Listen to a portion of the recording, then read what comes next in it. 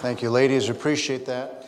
If you have your Bibles, Ephesians chapter number 6. And as I mentioned last week, Mother's Day, we had the privilege of kicking off a new series from Mother's Day to Father's Day. I'll be teaching on the family, on home, on marriage.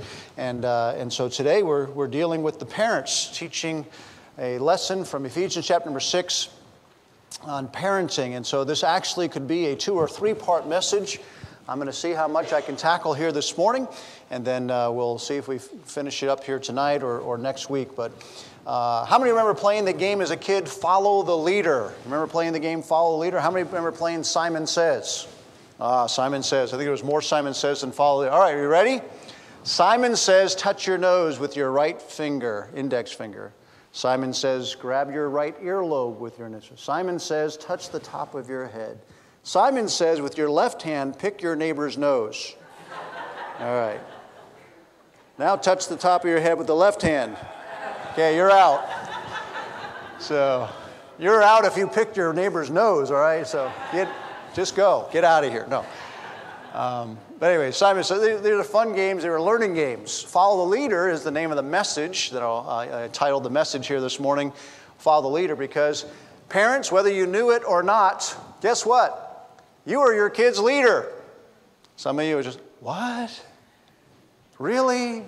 Yes, you are the leader of your children. And so we're going to talk about this. Ephesians chapter 6, verses 1 through 4. It was already read, and so I will not read this again right now. We'll go through it in the message, but there are several things that are very clearly taught here in this passage. A couple things that are implied that I'll bring out in this portion of Scripture. But I wanted to take time to give you the nuts and bolts behind the passage. And then I have a number of suggestions to give you as far as how you help with the nurturing and the training of your children. And whether or not your children are out of the home, or you are in the process of raising young ones, or maybe teenagers, or those who may be older but yet living with you, all of us can learn from this instruction. And I'm not speaking here today as one who is an expert, but I am speaking as one who believes the Word of God, and we can take many illustrations from both the positives and negatives that we see in our own culture, and we can try to come up with a good plan for you as an individual. We recognize that each child is different. We have 5 sons, and we recognize that although similar in personality, they are different. And the way that you deal with one may not be the same way that you would deal with another. We could give many illustrations. I'm sure you as well as parents, if you've raised children and they're in their teens or above, just the different stages of life even, and what they would understand and how you dealt with them. And then getting to the point where you could more talk and reason with them more than have to just dictate orders and rules. And this is a process for us as parents. We're learning as well. If you did not come out of a home, maybe a home background that maybe your parents did not have these skills, and so you're learning for the first time as you're teaching your own children. And some of the children have to understand that not everyone had a home where moms and dads believed in Christian principle and taught them properly the things that God would have us teach our children. And so, but with all of us, it's how much work and effort you're willing to put into the life of your child, that precious little gift that God has given to you to be a steward. You are a temporary manager of that child. In our culture, about 18 years. Now, we know that's not actual. We know that it can be longer than that. We know that in good homes and good families, many kids want to still be connected with mom and dad through their whole adulthood. And that's a good sign. Some kids want to leave home as soon as they're 12 or 13 or 14 or 15. In some cases, they're removed from homes because of abuse and other things. And so I can't get into all the different cases, but I'll try to do my best to give you God's perspective, what He is teaching, and then just some general guidelines for all of us. And you must understand, as a parent, you have to cipher your child, and each one of your children, if God's blessed you with more than one, how you deal with that child. And there's going to be some trial and error. You're going to make some mistakes sometimes as a parent. Kids, give us a break. We're human too. But yeah. But then we also need to understand that with that, sometimes moms and dads, we've got to realize that, we be making the mistakes for our children, but it's detrimental if you don't correct those things. And it's detrimental if you don't go to your kids when they know there's been an injustice committed, to be honest enough to say, look, I blew it. Would you forgive me? You say, oh, never tell your kid you're sorry. You need to learn otherwise because we're human. And if they don't learn it from us, who are they going to learn it from?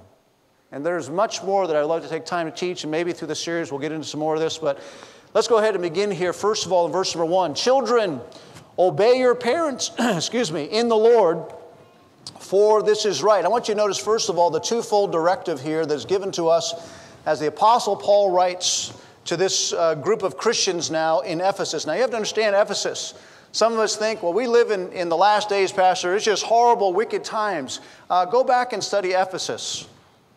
Go back and study and understand it was a pagan culture. Philosophers of all kinds and idolatry worship of all kinds and temples where they made sacrifices. I'm not talking about Christian churches. There were no Christian churches until the Apostle Paul started winning people to Christ. They started getting these established. So you must understand there was Judaism, there was paganism of all sorts of kind. There was cults. And these are the people now Paul is writing to say, you need to understand something about child rearing. You need to understand something about you who are new to the faith, how that you are to, in the eyes of God, how are you to raise your children? And you could imagine that there were probably some pagan homes that actually were good at raising their kids. Just because someone doesn't come from Christianity doesn't mean they're horrible, wicked, vile people like sometimes we like to think. They could be good people. Listen, I've met good atheists. I've met good people from different cult groups that don't believe the way we do, but they're not horrible people. And sometimes they're better behaved than some of us. Some of them have more morals than some Christians.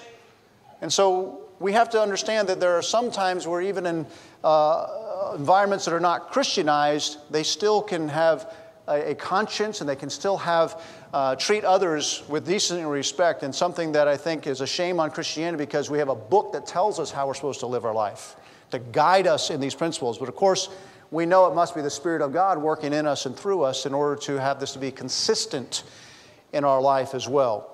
So as we continue with this idea of following the leader, there's a twofold directive that is giving here. The first one is very clear.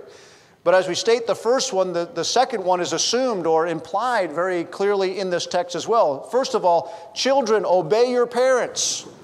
Well, what is the implication there to parents? Parents, teach your children. If children are to obey the parents, and the parents obviously must be teaching something. And we see here a very clear directive from the Scriptures. The word obey here is hupakuo. Say it with me, class. Hupakuo. Very good. Some of you are like, I'm not even trying it. All right.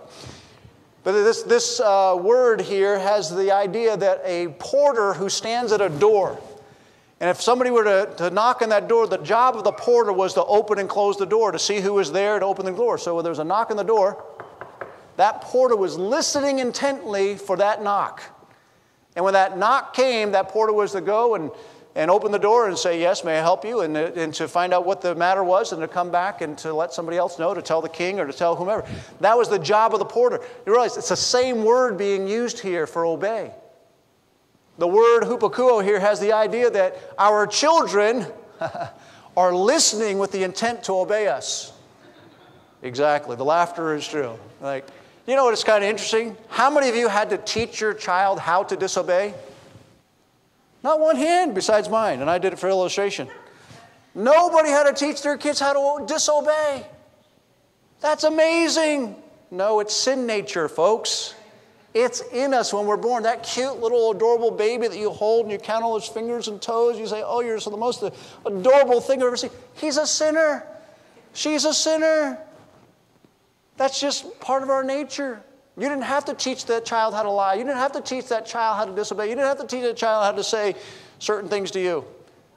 They understand that they don't understand. That's just part of us. It's our sin nature. But yet they do glean things and they do catch on to things about us too. How many of you parents in here tried to force your child to say mommy? That was their first word. You wanted them to say mom or dad first. No? Come on. Most of you wanted your kids to say mom or dad, I would assume. You just don't want to react. Okay, thank you. Sure. My wife and I had a competition. I'm going to get my boys to say dad before they say mom. And I don't know what the final was. We had 5, so one of us won. I'm not sure who won, but I kept trying to say, dad, say dad, say dad. And they look at me and, you know. Like, I don't know what that means, but I'm claiming it as dad. That was dad. It was just in Hebrew, okay? They got the gift of tongues. So, anyways, we understand that that's something. And you know what most of them learn first? You know. No, they learn no first. Why? Because they heard us say, no, don't do that. No, don't do that. No, don't do that. And they didn't. We think Jonathan, he was our firstborn. We think Jonathan, I'm going to out you here, son, but we think he learned to cuss very young. He just one day, he just looked at me and he just said, bada beady, with that scowl on his face. We're like, bada beady? What in the world was that? We think that was his way of just giving us the what for. He didn't want to listen to something, and I don't know, I can't even remember how old he was, but he was young. I mean, real young, and he just, bada beady. I looked at Bonnie and said, I think I just got cussed out. Sorry. Don't know what that means. But he still says it once in a while. I don't know. But we have a twofold directive. Children are to obey, that idea of obey, like a porter who listens to knock at the door, to hearken, to listen intently. Now, folks, think about this. That's not natural. Our kids don't like to do that. I used to get in trouble. My mom would call my name. I was out in the neighborhood playing. My mom would call my name, and I would say, what? And I found out that what was absolutely unacceptable. When my mom's yelling from the house, John, come home, and I would yell, what? Why? Because I didn't want to come home. And I wanted to see if I was going to outlast her if she kept calling, and I just said, what? I could say, well, I didn't hear you clearly, Mom. You heard me clearly. You could say, what? And so I was punished for saying what, and I realized that I was not allowed to say what. I whatted Mom. Don't what Mom. You'll get in trouble. So again, we realize that sometimes we assume that kids should just do things that we tell them. But you realize that obedience has to be taught. It has to be taught. And you as the parent have to teach obedience. And it can be taught at a very young age. So we have a twofold directive here. Children are to obey, parents are to teach. And that is implied in this portion of Scripture. Children, obey your parents in the Lord, for this is what? It is right. And that's something that there is no wiggle room there. So we have the twofold directive. Children obey, parents teach. Twofold reason. Again, verse number 1. In the Lord. The meaning there in the Lord has to go along with the fact that God followers are obligated to obey. God followers, if you are a follower of God, you are obligated to obey God. And so when we look at our children, our duty as parents is, as we're raising this child, as I am to obey God, I am now instructing my child in obedience. They are obeying me, but someday that obedience that they're obeying me as their parent is going to be transferred to their God. This is important. Don't miss this, parents. My job, my wife's job, is to get my child on Jesus as early on as I can. But my child needs to learn something from his relationship with me and my wife as parents that will be then directed to their relationship with God. And we know it's a faith thing. We can't force faith on people. A forced faith is no faith at all. But at a certain age, as a child watches and observes you as a parent, as you talk about it, as you pray, as they see you go to church and they ask questions why, you're instructing them and teaching them the obedience by your personal life. As you obey and you're teaching your child to obey, at some point the conversation turns to the fact that they need to learn to listen and obey God through the teaching of the Word of God, through your instruction to them. And you tell them at some point as a parent, listen, God's given you to us for a time, son, for a time, daughter. As we obey God, we're trying to teach you to obey God. And we want you to have a relationship with our God because we believe He is loving and He is kind and He is right. And you spend time. Listen, parents, you have the duty of teaching your children the necessity of learning to obey. And as you teach them these wonderful principles at a young age, many times, a child will come to the saving knowledge of Jesus Christ. Why? Because you taught them the wonderful characteristics of obedience that they need to learn in their life. And so children obey, parents are to teach, but the idea of in the Lord, the twofold reason, Children, obey your parents in the Lord, meaning that God followers have an obligation to obey. As you demonstrate that obligation, your children will catch on to that. Does that make sense? Secondly, for the twofold reason, not only is it in the Lord, but then also because it is right. Now, this is important. I can't remember how many years ago, one of my children said, Dad, why do we have to obey? And of course, this verse comes right, because it's right. Well, what does that mean? It just means it's right, son. Don't ask questions, just obey. And we didn't answer our kids that way. We would explain things to them so they understood where we were coming from, because I wanted them to know and understand. It was more than just barking orders. It was, we're developing a relationship. And this is a key, parents. Yes, there's times where you instruct children and you want them to obey right away. It saved Jacob's life one day. He was playing at the house when we lived in Ledyard. We bought a fixer when we first moved here, and the kids were in the yard playing. The ball went out in the street. A car was coming around the corner. He didn't see it. There was 2 cars parked. He was going to run right out in front of this car. And I just yelled, Jacob, stop. And he stopped.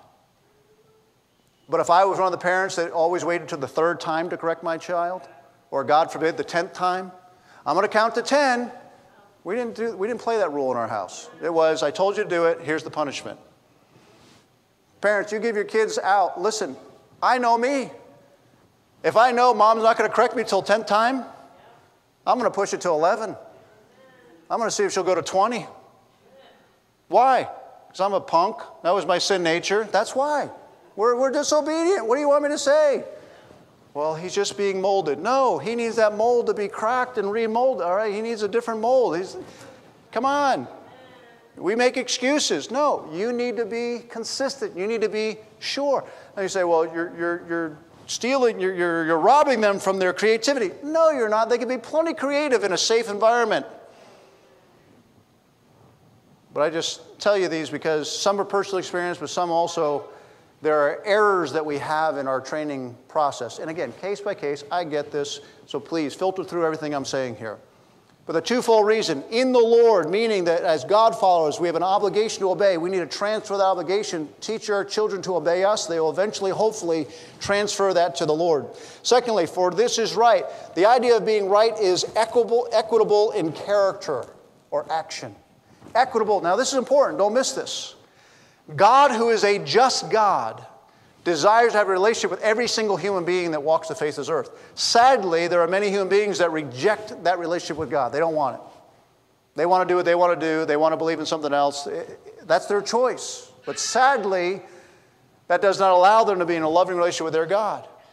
And He is an equitable God. The idea of that, again, here is in character or in act. So when we say, for this is right, it's talking about equity.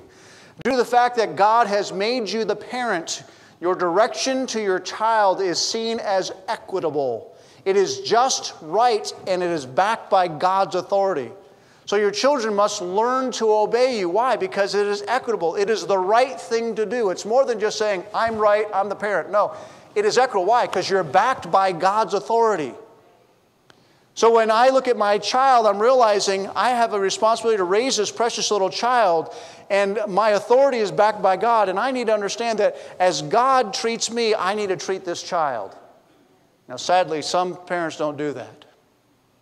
They treat that child the way they want to treat that child, not thinking, if this was me, would I want to be treated this way? You realize that even in a portion of Scripture we use for the necessity of disciplining grown-up adult Christians, the idea is first given there in Galatians chapter 6, consider yourself. Parents, when you do yourself good, if you would consider yourself first before you discipline or punish your child, not that they're getting off the hook, but how would that child receive your instruction? How would they take that type of correction? You're going to yell at them. You're going to just, ream them out. You're going to just be rough with them and push them into a room. You're going to haul off and hit them. Time out. Wait a minute here. Consider yourself. You think that's going to be good instruction? No, but it feels good. Okay, then you probably shouldn't be a parent.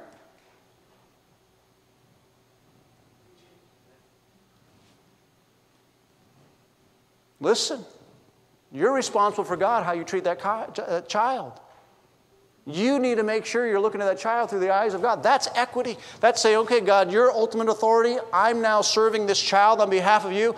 How would you want me to treat this child? Now, when I say obey me because it's right to do, I'm not saying I'm just going to be harsh on you, I'm going to do what I want. But it's right for you to obey me because my authority comes from God. But I'm also going to treat you with the respect that you deserve as a disobedient little child. Let that sink in for a second.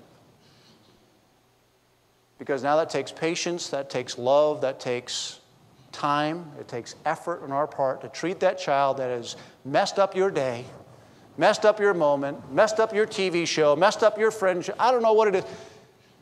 You still have to be patient and say, okay, God, how do you want me to treat this child you've given me for this amount of time? And you treat that child equitably. Next, we see a twofold purpose. Verses 2 and 3. Honor thy father and mother, which is the first commandment with promise, that it may be well with thee, and thou mayest live long on the earth. Here we have a twofold purpose. Honoring God. Honor God by honoring your parents. This is for the kids. They honor God by honoring you. It is a line of respect. How many of you as adults have ever had a boss that was just inconsiderate, unkind, mean, unreasonable?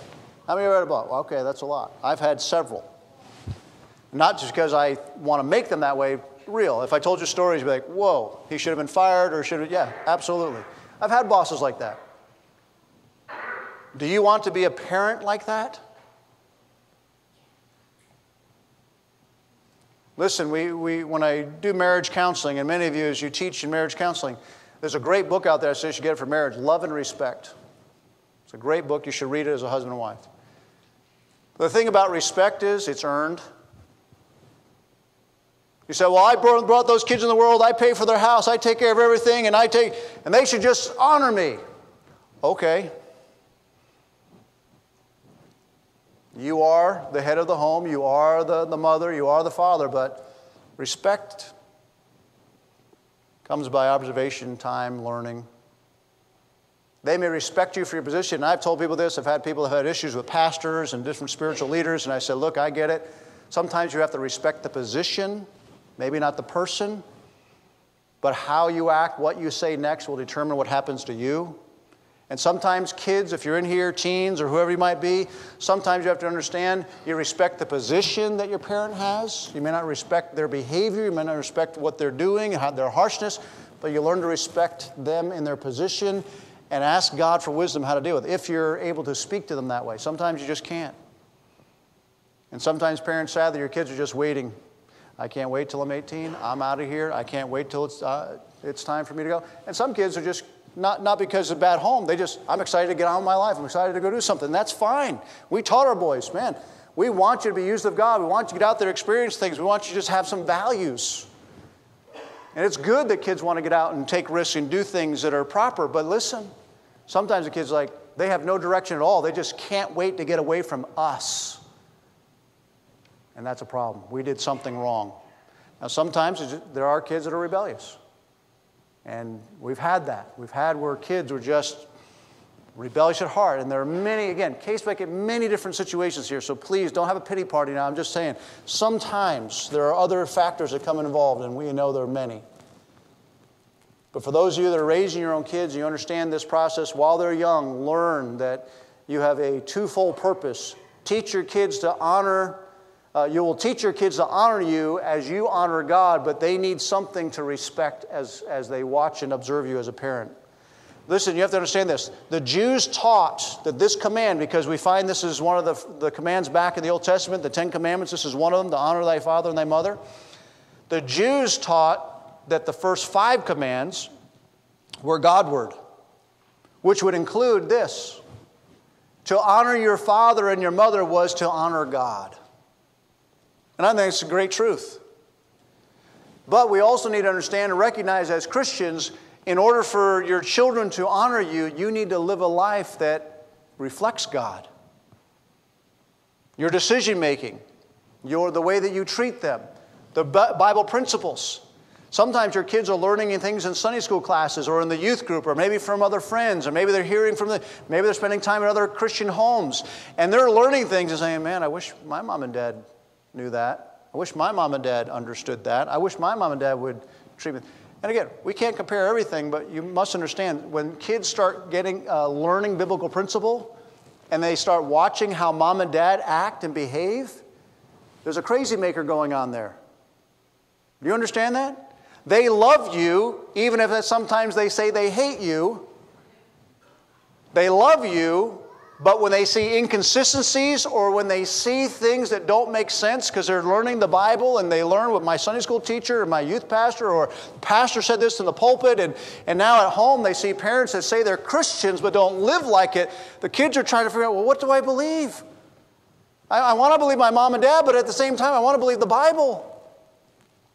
And what happens is sooner or later kids just say, my brain can't handle it. And they check out. And they bide their time. And it's sad. But we can see this. I'm not talking about here. I'm just talking about Christianity. So we have a twofold purpose. Honor God. Secondly, the promise of long life. You realize that the Apostle Paul is writing saying, listen, the Old Testament said you honor God by honoring your parents, but he said there's another purpose here. It promises you a long life. Well, why in the world would someone who obeys their parents have long life? And listen, Pastor, I know people who have rebelled against their parents and they live 90, 100 years. The principle, again, general principle. A rebellious child is much more likely to have a shorter life. That's just a known. I'm not talking about cancers and everything else. I'm just saying, in general, a rebellious child is much more likely to get in trouble, to die younger than someone who's been respectful and obedient. It's a general principle he's talking about. But it's a truth. And we must learn to teach our children to honor God by honoring you. But parents, be someone who's honorable so your kids can honestly say, man, I love my parents.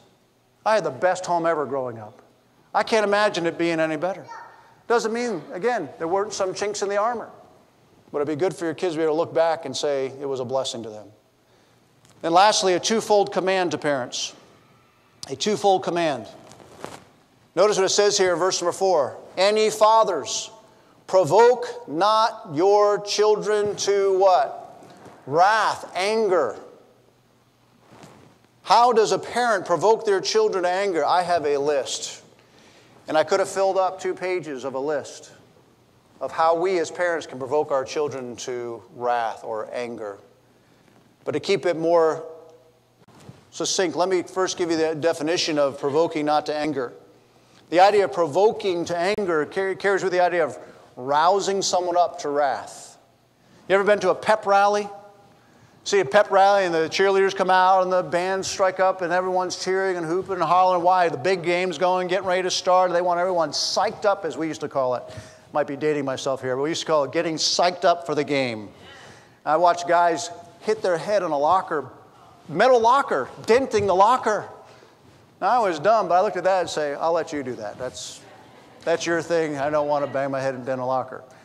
But they got so psyched up. Well, here you have to understand is you can rouse up your child to be angry at you in certain ways, parents.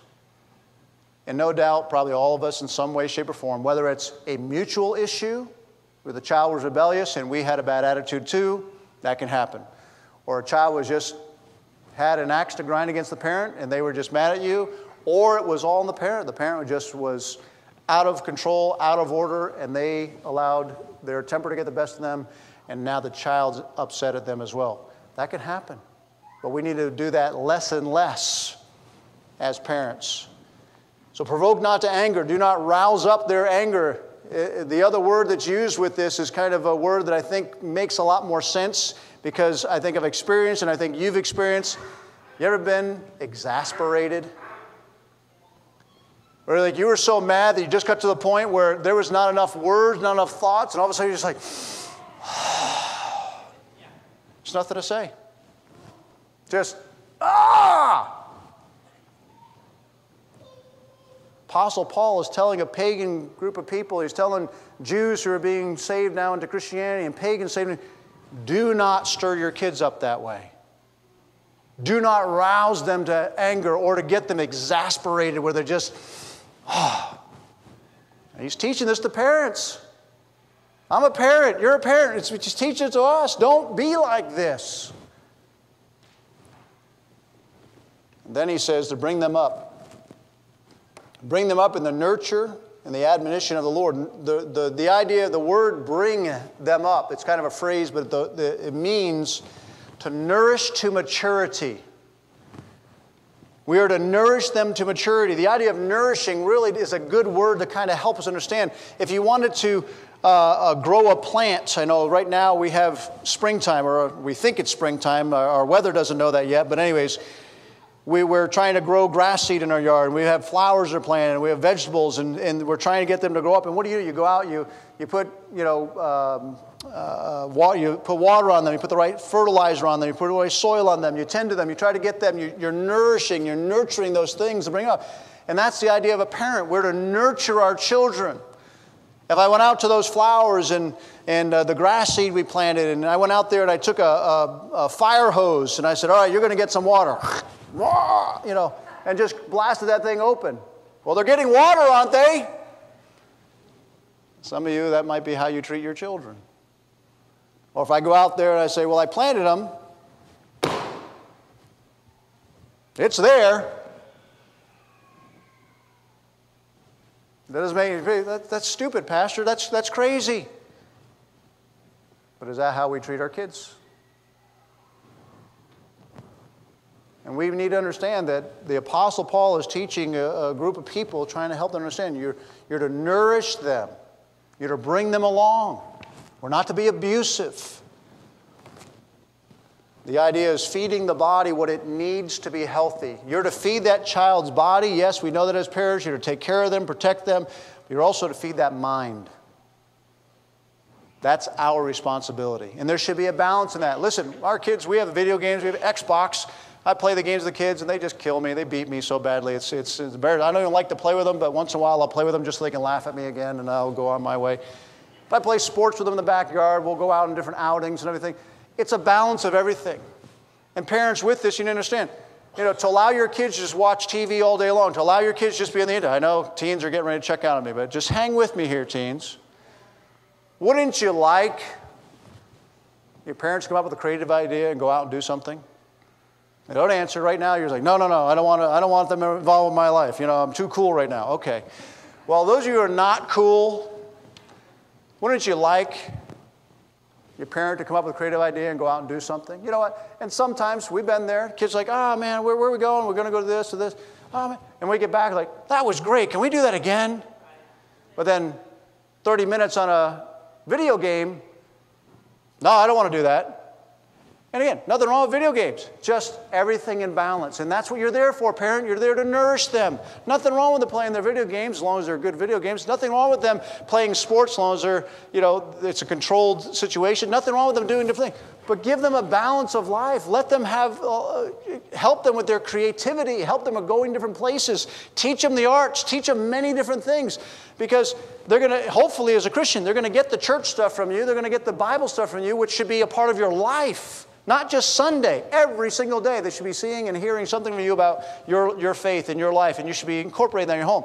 But on top of that, playing sports in the city leagues or going to different venues that are appropriate for your age of your child, to trying things as families, getting together with other families. All these things that add into just a well-developed child. There's a twofold command. Provoke not to anger and bring them up. Nourish them to maturity. How do parents make their kids angry? You said this earlier, and I don't have time, so let me just finish up with this. Part 2 will be tonight. How do parents make their kids angry? I'll give you just a couple. Inconsistency in their own behavior. And I touched on this earlier. Inconsistency in your own behavior. Now, listen, there are certain things that are age appropriate. There is nothing wrong, and kids, if you're listening, there is nothing wrong with your parents saying to you, you're not old enough yet. For certain things. There comes a time where your kid does get a little older and he says, but wait a minute, I see in the scriptures where I'm not sure that's right for you to do, Mom. I'm not sure that's even right for you to do, Dad. Now you need to have a conversation. Don't just say, well, I'm the parent. Your kids are thinking a lot more than you give them credit for. And they're doing that at a younger age. They're thinking through things. And I could tell you story after story after story who Christians who have said, well, I have liberty in Christ to do this. I said, okay, but you've got little eyes watching you. And what you may be saying is you're old enough, your child's saying, I can't wait. And we've had kids that have snuck behind parents' back because mom or dad was doing it, and the kids started doing it, and the kids were getting so much trouble because they tried something. And the parents going to be, you need to help me to discipline my... I was like, time out. You're the leader they're following. There are certain things my wife and I just said we'll never do because we don't know how far our kids would take it. Liberty to do it? Yep, if you want to call that. But we've chose not to do certain things because we don't want to be the one that they say, well, Dad, Mom, I remember you doing this. We don't know who has the addictive personality trait. And we're just going to be careful. And some people have said stuff to us, like, look, you're fine. Go ahead. We're not your judge. But if you're asking us, here's why we don't do it. That's all. That's how I teach the principles. But if there's a clear command, I say, here's the command from Scripture. So I'm not allowed to do that. When my boys get old enough and they're on their own and they choose to do that, there might be some decisions I'm disappointed in. There might be some decisions I'll say, you know what? I didn't even take that stand. Wow, I might learn from them. So it's back and forth. At a certain age, we start learning from each other. But now is the time where you're the leader, Mom and Dad. And you are to start setting the example and the tone for your Christian values and how you want your kids to live. And it's good for you to regulate yourself, therefore being the proper leader to your children. All right,